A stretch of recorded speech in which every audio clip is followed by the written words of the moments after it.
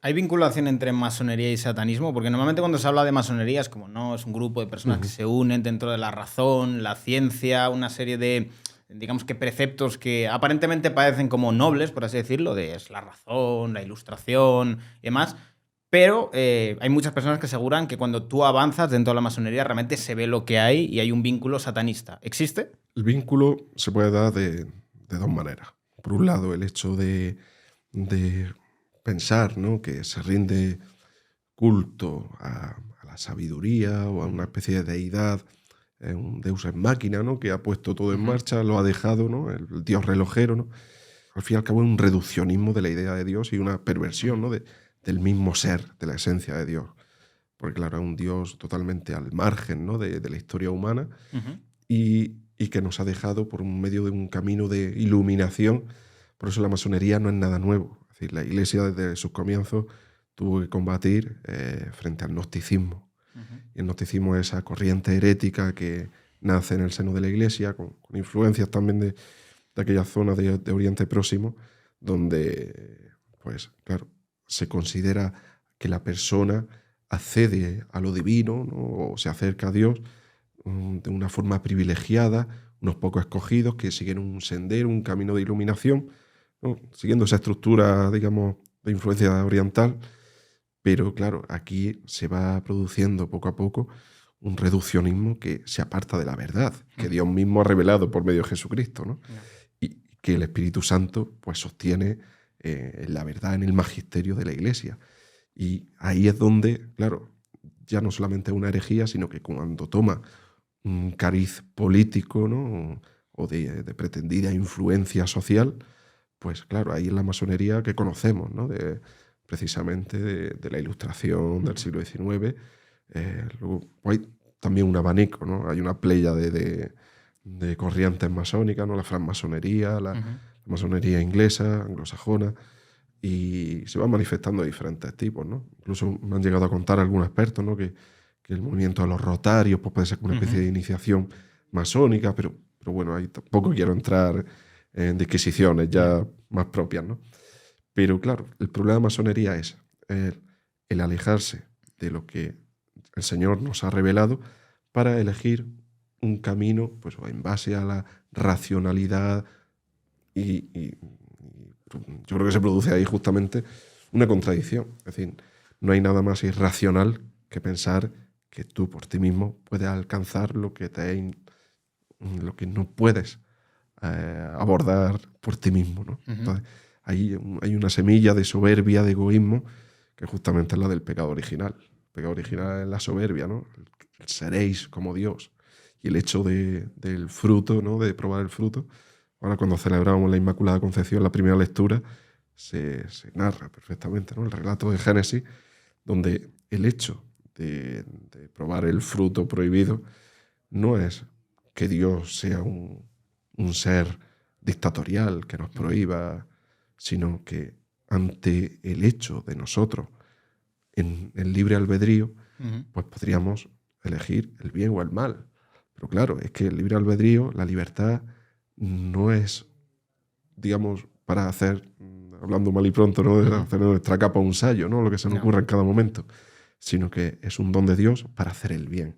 Ujú. Entonces, en el momento en el que se produce el pecado original, además ahí en el mismo relato, en la primera lectura, comienzan los reproches, ¿no?, Ujú. entre Eva, Adán, es que me lo ha dado ella a su vez a la serpiente, ¿no? Y ahí es cuando, claro, ya se produce Ujú. pues esa primera condena, ¿no?, por el pecado original.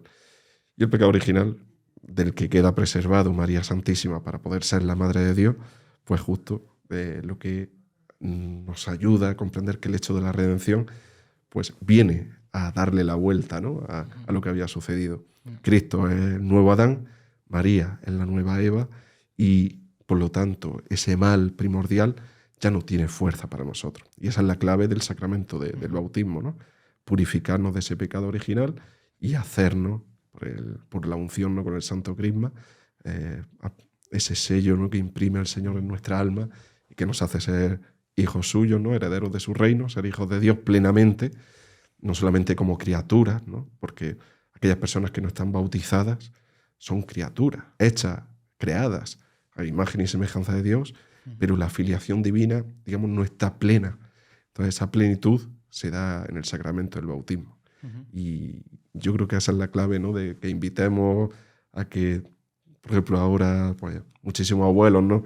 Ven situaciones complicadas que sus hijos pues, no quieren bautizar a sus nietos, o que el bautismo queda algo así como más como un evento social, pero tiene una relevancia clave, ¿no? Para la historia personal de cada cual y que el fundamento es la puerta del resto de los sacramentos. ¿Podemos decir que el bautismo da como cierta protección frente al mal o no la da? Justo el mismo ritual del bautismo tiene una oración de exorcismo, de liberación. Sí, wow. Sí. Se hace justo antes de la unción con el óleo de los catecúmenos, que viene a designarnos que esa persona, que ese alma está preparada para ser bautizada. Y no se trata de una preparación consciente, ¿no? Porque a lo mejor un niño recién nacido de meses, ¿no? No tiene conciencia siquiera de sí mismo, ¿no? Pero claro, está preparado en el sentido de que su alma está preparada para ser purificada del pecado original, ¿no? Por la gracia del bautismo. Y se hace esa oración de petición a Dios para que lo libere a ese niño, a esa niña o a esa niña del espíritu del mal, ¿no? Que nos acecha y que en el pecado original pues tiene, mientras que tiene esa fortaleza, su presencia, ¿no? Por el hecho de ser humano, pues nos libera, ¿no? El bautismo. Y yo creo que eso es lo que tenemos que hacer hincapié, que tiene esa doble dimensión, ¿no? Liberadora y redentora, ¿no? Que nos redime. Una duda que yo he tenido siempre, ¿por qué hay como tanta diferencia entre el Dios del Antiguo Testamento y el Dios del Nuevo Testamento? En el Antiguo Testamento tenemos un Dios como muy castigador, muy guerrero, por así decirlo. Luego tenemos un Dios como más compasivo, del perdón y demás. ¿Por qué hay como esa diferencia? Sí, ¿no? Se suele hablar, ¿no? Del Dios basado, ¿no? Del Antiguo Testamento y luego el Dios misericordioso, el Dios de la acogida. Pero claro, eso es también una visión muy reduccionista que se ha hecho. Porque tú coges verdaderamente el Evangelio, cualquiera de los sinópticos, ¿no? De Marcos, Mateo, Lucas y sobre todo el Evangelio de San Juan, te das cuenta que el Señor, lejos de esa imagen que nos quieren ofrecer del hippie bondadoso o incluso del primer comunista, que eso cuando lo ves muchas veces por redes sociales, ¿no? Por X, por Twitter, dices, pero bueno, déficit, ¿no? De catequesis y de otras muchas cosas. Pero el tema está en que no se produce una desambiguación, en el sentido de que el mismo Dios, y lo que vemos en el Antiguo Testamento primero, hay que atender a los contextos de los géneros literarios que están presentes en la misma escritura. Luego, que no son manuales, es decir, ni tienen una intención historiográfica o cronista, ¿no? Sí, que también hay mucha metáfora. Utiliza, pues, digamos, en una tradición que era eminentemente oral y que se iba trasladando de generación en generación, pues claro, se va usando muchos métodos para que se conserve el material original y no se haga lo del teléfono escacharrado, ¿no? Y ahí es donde entra la intervención, ¿no? de Dios mismo para que la palabra revelada no quede solamente como una serie de instrucciones o de mandamientos, ¿no? Que ahí quedan como letra muerta en el pasado, sino que es palabra viva. Y lo mismo nos vale el Génesis, ¿no? Que estábamos hablando antes, como toda la Sagrada Escritura.